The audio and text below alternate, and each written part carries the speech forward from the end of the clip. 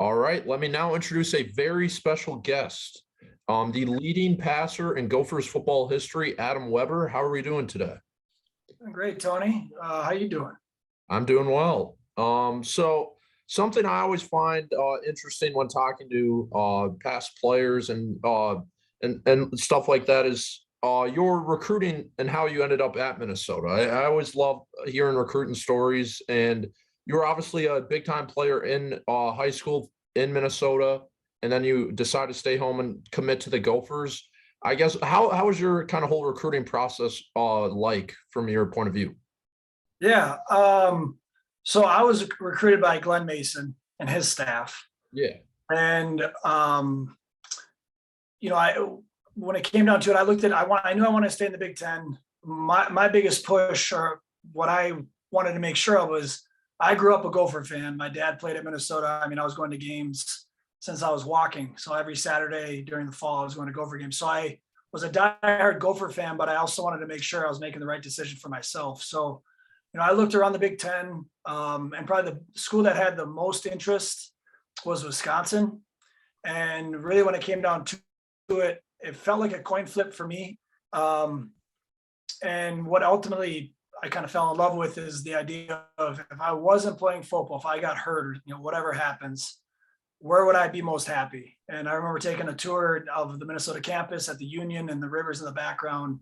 And I was like, you know what, although I'm a diehard fan, I also love this campus. I love this school. And I called up Coach Mason. I think I may have been probably my junior year summer, so going into my senior year. And so I committed to Glenn Mason. Then I called the Wisconsin staff, told them that my decision. And I mean, there's no, looking back, it's like, as a Minnesota kid, it's very hard to turn your back. If I went to Wisconsin, it would have been like probably the worst thing. You know what I mean? At least it felt like to me. Yeah, that's an interesting perspective, because I don't think many football recruits would look at it that way if they weren't able to play football, what school they'd want to be at. I don't think I've ever heard that before. Well, But and even when I got into coaching, again, you're trying to get the kids to come to the school, but I would tell them, like, straight up, is like, realize that coaches come and go. They do. And now, I mean, obviously with the transfer portal, that's become more true for players. But at the time, once you committed to a school, it was quite difficult to transfer. And so you had to think, like, just know that, yes, you want to make sure it's a good coaching staff, solid team behind you, and like coming in the recruiting class, all that stuff. Yeah, that's important. But you also have to realize the coaches may leave. Are you still going to like being there?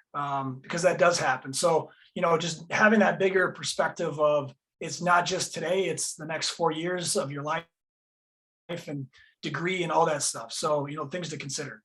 yeah, definitely. So like you mentioned, though, you were recruited by Glenn Mason, but you came in with Coach Brewster, and he was your head coach throughout your career. What was kind of your relationship with him, and how would you, I guess, describe him as a coach to someone obviously that didn't play with under him like you did? Yeah.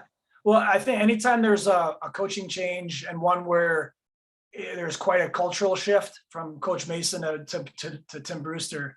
So there's a lot of older guys on the team, and typically this happens. So this isn't like out of the ordinary, but a lot of guys go elsewhere, or they get kind of cut of sorts. Yeah. So we end up losing a lot of guys in that transition, players. But then, for the guys that are there, you have the buy-in. You're trying to win a starting spot or keep your starting spot, because new coaches, who knows? And so, Brewster's style was much different. He was definitely, his thing was being a recruiter, right? And that was like his whole kind of thing. He did put together a good staff. We had good coaches on that staff. I think, unfortunately, there's too much turnover on that staff, whether it be through firing or guys going elsewhere. And when you don't have consistency at the coordinator position, or even at the position or the specific position coaches, it's very hard to overcome that. You have to be very talented. I think we were a struggle in my 4 years of playing, although we may have had some really good players along the way. We just never really gelled as a team. And so, I think it could have worked for Brewster. And, he's continued on, and he's having success. And I think he's at Jackson State now. So, he's stayed in the game. He's still a good recruiter. It just, maybe as a head coach, wasn't the right fit. Yeah, definitely. I think that's a very good way of saying it. So when you came in as a freshman, you kind of just jumped right in and had really good success for the Gophers. It's had to be a pretty big jump from high school to the Big Ten. What do you think made that, I guess, transition so easy for you? Well, I wouldn't say it was easy. It was quite shocking. Yeah, I redshirted, thankfully, and that redshirt year was very important to me, or for my development. Some players can come in, some quarterbacks are ready to come in right away. I wasn't coming from a system that carried over to college very well. I ran a wing tee in high school. So even coming to college and like learning protections and pass concepts, longer plays. And then, I remember vividly my first practice, they kind of threw me into 9-on-7, which is you're working with the offensive line. It's just the interior guys, all run plays really. yeah, And I remember, I went from probably the biggest guy in my high school line was maybe 250 pounds or something, to yeah, guys who were 350 pounds, and just the size of the guys. So it was startling, like, right. And so that first year I wasn't able to play probably up to my level of talent because it was such a shock to me. But through that year and that subsequent like off season, I was able to get more comfortable, understand the system more or better, and was able to win the starting spot because of that. But yeah, there's no way I could have come in as a true freshman and played. I was way out of my league. yeah. Whenever I see guys in college do that now, like Trevor Lawrence or Quinn Ewers from Texas, I just think it's crazy, even from my perspective, just as a normal student, the things that I had to adjust from high school to college. I just could not imagine playing at a D1 program. Well, and essentially some of these players, they're either in a system that correlates very well. So imagine being in like whatever AP classes, right, that carry over to college credits or something. Yeah. Some of these kids come in and they just have to adjust to the speed and the size, but not so much terminology and kind of concepts and the idea of the game. So it is still impressive because again, the speed of the game exponentially goes up. Yeah, I would imagine. So during your time with the Gophers, it was obviously an interesting time with the program, with Coach Brewster, and the new stadium that was being built by the time of your junior year. If you can like remember playing the first game at the new stadium, what was that kind of all like for you? Because obviously, as a Gophers fan, it had to be pretty cool. From your time growing up to the time you were playing, how was that kind of like for you? Yeah, well, yeah, again, it was special on many levels. One as a fan, and just knowing that we had football back on campus, and knowing just the struggles and the kind of path from the Metrodome, from Memorial Stadium to the Metrodome, to being back on campus, and just how hard guys, coaches before, and even like, well, Coach Mason, kind of helped get that done and pushed along. And then as a player, incredibly special, very electric atmosphere. Really everyone's so excited, and it was a perfect night. We played Air Force, so playing like an academy, which is just kind of special in itself. Yeah. So it was, but it's weird because at the time, you're just trying to play a football game too. So you're just focused on that. So it's kind of hard to take it all in. But hindsight, looking back, and then even leading up to that, was really special to be a part of, because again, it took so many years in the making, and to be a part of that team that got to play in the first game, the inaugural game, will always be special. Yeah, definitely.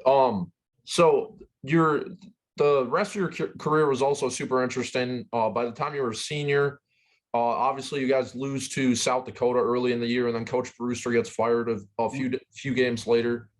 Kind of how, I guess for someone like me who wouldn't know, or anyone listening, what's the like vibe around a program when a coach does get fired like that? Yeah, I would like to, like the sale or the win gets taken out of your sails, but at that point in our season, and for how long it had been a few years, and my sophomore year we were 7-1, and that was probably the most excited and hype we had. And then after that game, and then even junior, and then the senior year was never really much to be. We were never fighting or pushing for a division or a championship. So I think by that point, when Brewster was fired, I don't know. I mean, it's obviously weird, incredibly weird. But it's also almost like a sigh of relief, because then you get a new guy coming in, or not new guy coming in, but Coach Horton took over as the interim head coach, and just brought was able to kind of take that stress off, and, because it was kind of looming for a while, I feel like. And so once it was done, although it was sad to see, have a guy get fired, but we were able to play out the rest of the season, sneak in a couple wins and really, I guess, enjoy the best we can of that season. So, it was one of those, it's weird. It's a kind of bittersweet thing where the coach is gone, but also we're able to, now that that's done, just kind of relax again, figure out a way to win a football game and just enjoy our last little bit. Yeah. So you mentioned that you guys had a lot of great players during your time with the Gophers. And you mentioned the change of coordinators early in your career being kind of a big reason why you don't think there was much success early, at least. I guess ultimately, why do you think you guys during your 4 years weren't able to, I guess, get over that hump to contending for the Big Ten? Yeah. Well, there's a lot of factors. I think if you look at the team talent level at all positions, this team is, much more talented, or even subsequently, even in years past. So in those 4 years, not many guys were drafted. And I don't know if that correlates from talent or if it correlates for team success. NFL will find NFL caliber guys. So, if you just look at that metrics, we probably didn't have enough talent to be incredibly successful. We would have had to overcome a lot. And with not having, say, the world-class talent, and then also having coordinating changes and just whatever, it was probably too much for us to overcome to ever really gel and become a contending team. But we're always really close. The margin for error in the Big Ten from a very bad team to a very good team is really not much. And we're actually a good team that for a while there found ways to lose. And so, if you have enough of those games and what ifs and moral victories, those, although you can watch the tape and maybe feel a little bit better of, doesn't correlate to wins on the scorecard. So I don't know. It's a lot of things. It was a tumultuous 4 years, I think, for the program. So it's nice to see some stability now, and correlating with that is success, I believe. Yeah, definitely. So one of those great players during your time there was Eric Decker, obviously. You had a great connection with him, and you overlapped with him in the NFL with the Broncos. Kind of how was your relationship with him at school and then beyond, and kind of even still now? Yeah. So we got to meet pretty early on in the recruiting process. He was going into his senior year. I was going into my junior year of high school. We met at the Gopher football camp, and he had not been offered a scholarship. I had no idea who he was. And, we start connecting in camp and just like really hitting it off, not only on the field, but even off the field. And so I think he was offered a scholarship that next day after camp, and we remained close. I would go up to Cold Spring. He'd come down to Shoreview. And so that's where that kind of relationship started. And then I think as we started playing together collegiately, not only was we had a friendship and just kind of a bond there, but he was also a heck of a football player. And so as a quarterback, if you have a trusted, very talented wide receiver, you start gelling and you can kind of read body language. And so, I was very fortunate to play with him. He made my job much easier. But, unfortunately, I think there in his senior year before he got hurt, I think he was like accounting for 70% of our offense. And anytime you have one person doing that, probably not good. Pretty easy for a defense to figure that out. So, and then now, it was awesome moving when he got drafted by the Broncos.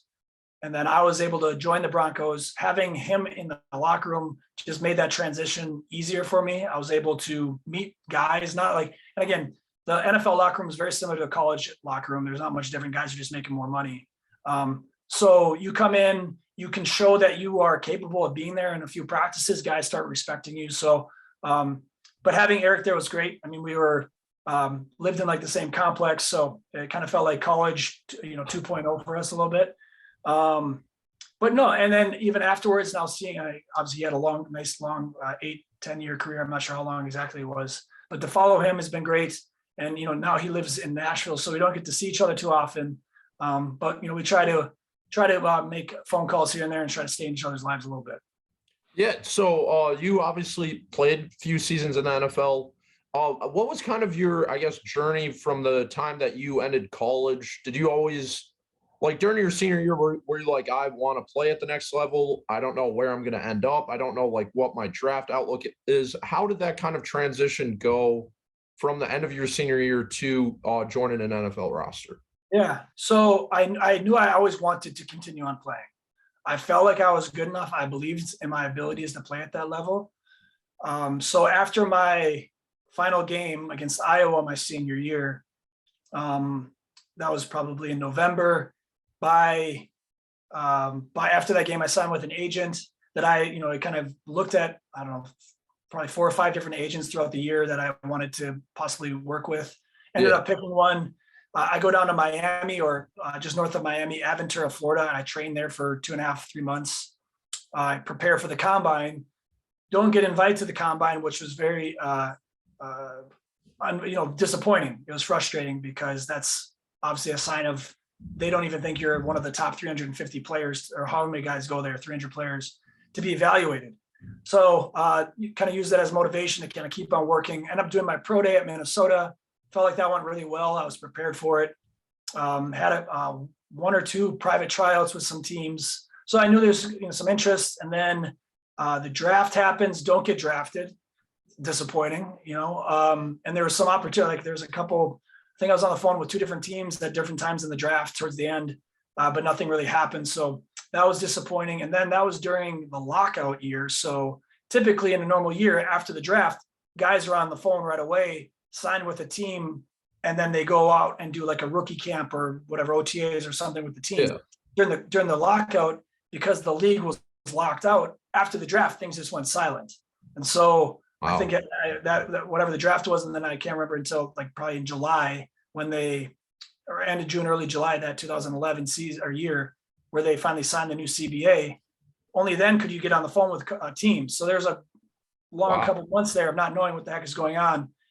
So it kind of just stayed in shape and blah, blah, blah, through the football, stayed ready. And then CBA gets signed. Agent's like, hey, we got 4 teams that are interested or that want to offer you an undrafted free agent contract here.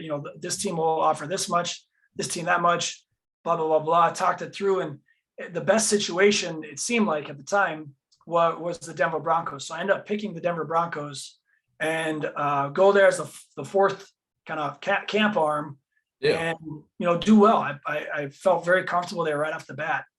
Was able to play really well, earn a practice squad spot, doing really well there as well. Felt like I was, on my way to kind of work my way into possibly a number 2 spot. End up being released. They signed a guy named Peyton Manning, and they also drafted Brock Osweiler and brought in a guy named Caleb Haney, who had just had more experience. He had played in an NFC Championship game with the Bears, so we were probably very similar. But with his experience, so I don't blame him. They're only going to keep 3 quarterbacks. So I ended up getting cut that very either that night or that very next day. I signed with Tampa Bay. That night, I'm on a plane down to Tampa. With Tampa Bay, with Dan Orlovsky, Josh Freeman. I'm the 3rd string guy on the practice squad. That was a huge, weird transition there, just 2 different teams, 2 drastically different organizations. And then end up being released. And, then it was kind of up in the air. I didn't sign with the team that next day. So I was like, oh, shoot, what's going to happen? Had a few, so that I go back home, have a few tryouts with teams, but nothing substantial comes from them. Then go up to Saskatchewan, go up to Regina, Saskatchewan to try out or to do camp with the Saskatchewan Roughriders in the CFL. So I do camp with them. I think there's probably 3 quarterbacks with there, or 3. And I get cut. And so at that point I realized, shoot, it's probably time to hang up the cleats because I don't want to go to arena football. I wasn't ready to be done, but I guess, I was being told it was time to be done. And so that I guess that would have been 2014, possibly, or probably 2014, the summer 2014, I hung up my cleats to stop playing. Yeah, the thing of the NFL that really no one talks about, that it says glorious pro football league, obviously, but the guys who are fighting for those last 10 roster spots, I feel like is always such a different, it's almost like a different sport they're playing than everyone else on the team. And I would imagine as a quarterback, coming in and kind of being that fourth or third arm in camp you have to have a weird, your mindset has to be weird going into that because you're obviously expected to be the third guy on the depth chart. Yeah. Well, there's a good saying. I'm going to paraphrase it. It's, some players have to prove they can, and some players have to prove they can't. And when you're a bubble guy, you have to prove you can, but you don't know when those opportunities are going to come. You don't know when you'll even get reps in practice. Some guys will get 30 reps in practice at the quarterback position, and number 2 gets 15 or whatever. You may not get any as the third or fourth string guy. Yeah. But when you do get an opportunity, you better not screw it up. And so it's just always being ready for those opportunities. You never know when they're going to come, but you'd be really mad at yourself if it did come and you weren't prepared. So that's kind of how I approach Denver. It's just always being ready. And you pick up things, a story about Drew Brees where, I think this is Tom Brady, actually. I'm sure they all do this, but Tom Brady, when he was with the Patriots, all the reps he did not get in practice, he would stay after and either keep a couple of guys, receivers, or just go through it himself. All the plays that were run that he did not run. And so he would kind of go through all the motions, right? And so it's just always, just because you're not getting opportunities maybe live in practice does not give you an excuse not to run through them. So, hearing these ideas and ways to stay ready kind of resonated with me, and something that I took and I used it, and it helps, right? And so, when I got my 1 or 2 reps in practice, I was able to execute the plays. And I think as that happens, you start getting more plays. And that's kind of what happened for me in Denver. Yeah, that's interesting. So kind of now looking at the Gophers program now, obviously PJ Fleck is the head coach. A lot of people have a lot of opinions on him. And I guess from your point of view, I don't know how close you are with the program now, but how would you say that you view him as a head coach from an outsider's perspective, almost as a fan now? Yeah. So kind of the backtrack just a little bit. PJ was the wide receiver coach in Tampa when I was down in Tampa. Wow, I didn't know that. So I got to meet PJ and see him as a wide receiver coach that whole 2013 season. And he's exactly the same. He was exactly the way he is now then. He was the guy wearing cleats, running after guys after the play. And I know he picked up a lot from Greg Schiano, who was the head coach at Tampa Bay, who, again, runs in the NFL, doesn't carry over as well, but runs a very tight program, where you're not going to get beat. You may be out talented or out executed, but you're not going to be beaten by stupid mistakes, football IQ, protecting the football. And so now seeing PJ bring that type of mentality, not only to Western, but now to Minnesota, a lot of respect. It takes a lot to be at that level 24/7, right? And the guy, he lives it and breathes it. And I think that carries over to the team. They've also recruited really well.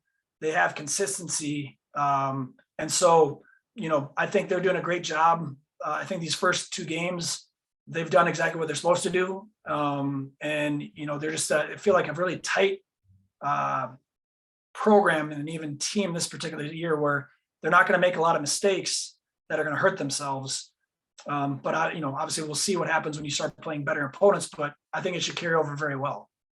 Yeah, that's the biggest thing that I've seen is it just feels like obviously they're playing 2 teams that are lower on the totem pole, but it just seems like everyone's playing together and they really seem like they're executing as a team. But so after your playing days, you went into coaching and you were GA with the Gophers under Tracy Claeys, and then GA at UCLA. Kind of how was that whole process for you after you decided to hang up your cleats, like you said? Yeah. So decided to be done with football. Wasn't sure, okay, now what? Didn't know what was. Do I go start a career? What do I do? Didn't really know. I started coaching quarterbacks, kind of doing private lessons, building out pseudo quarterback business. Yeah. Was doing that a little bit, and it was fun. I was enjoying it. And then I then decided, it was like, okay, well, I got some time. So I ended up traveling. I bought a one-way ticket to Dublin and just kind of travel around the world for 3 months, thinking I would kind of get this aha moment of what I'm supposed to do. It didn't happen. And then I came back home and started doing the quarterback stuff again. there was an opening as a GA for the Gopher staff. Mike Shrills, who I played with, was the linebacker coach. He had kind of reached out, or we've stayed connected, and said, hey, you know, there's this GA spot open. I think it'd be great for you if you would be interested. And so I ended up interviewing with Coach Kill for that spot, ended up getting that spot, which, you know, are very hard to get, but I think being a former Gopher and having Mike there really helped. And so, you know, as a GA, it's not the most glamorous life. You know, you are doing kind of all the grunt work, which is fine. You know, you're cutting your teeth, and you know, there's not a lot of money there with it either, and you're going to school again. So I knew it'd be coming back, and it'd be a, you know, you're kind of investing a lot of your time into this thing. So, and then those are 2 crazy years that when I was at Minnesota as a GA, we had Coach Kill medically retire my first year, and we go and play in the Motor City Bowl. We get in with a 5-7 record because of our academics, and we win. Right, we go and win that game, which is great. So the season kind of ends. Coach Clays is now the head coach or full-time head coach, and he fires the coordinator and a few other guys, brings in a new coordinator, Jay Johnson, whole new, you know, kind of system. Great. You know, he runs it, obviously, like, I think he's at Michigan State now doing great things. And so brings in a new system. And then there's a scandal that happens that year prior going to the bowl game. You know, 10 guys are suspended, craziness there going on. We go to the Holiday Bowl minus like all of our defensive backs playing against like a spread offense. Somehow we win against Washington State. Yeah. And Clays gets fired like the next day. And so that means we're all fired. And I was kind of coming up, well, not really, but I was coming to the end of my GA tenureship. New coaches coming in, PJ Fleck's coming in, he's bringing all of his own staff and even GAs and stuff like that. By that point, I had relationships with the coordinator out at UCLA, Jed Fish, who was my coordinator my junior year. And he had an offensive analyst spot open out at UCLA. So I was like, yeah, let's roll. I mean, I'm kind of done here at Minnesota. Go out to UCLA as an offensive analyst, pseudo kind of quarterback coach. And that was a different role. You know, as a GA, you're having to go to graduate school on top of it, but then you're also doing more of the kind of paper, breaking down tape, things like that. As an analyst, you're more of a liaison between the coaches and the GA staff. I was kind of like the head of GAs, offense GAs of sorts. So it was a different role, different capacity. Westwood is beautiful. UCLA is, you know, just a storied school and program. And then you get to play in the Rose Bowl. So it was pretty amazing experience there. We go 6-6. Jim Mora gets fired week 10. Jed Fish becomes the interim head coach. We will go 1-1, get bowl eligible, go to a bowl. We lose the bowl game. By that point, I think they've already hired Chip Kelly. They just hadn't announced it. Jed gets let go or fired. They hired Chip Kelly. Same story. Chip Kelly has all of his own staff. So then, we all get let go. And then at that point, I interviewed at a few different spots. Probably most notably, I was looking to go up to the CFL as a wide receiver coach. And that's what I kind of really had use the time to think, is this what I want to continue doing? Do I want to be in 10 different spots in 10 years, chasing this lifestyle, this dream? And ultimately I realized that it's not something I really want to do. As much as I love football and I love coaching, I don't like the lifestyle. And so at that point I decided to make another career change. Yeah. I always think that whenever there's like a new coach and you look at their like Wikipedia page and it said they had 10 different stops at a JUCO or D3 school, it's just a crazy lifestyle.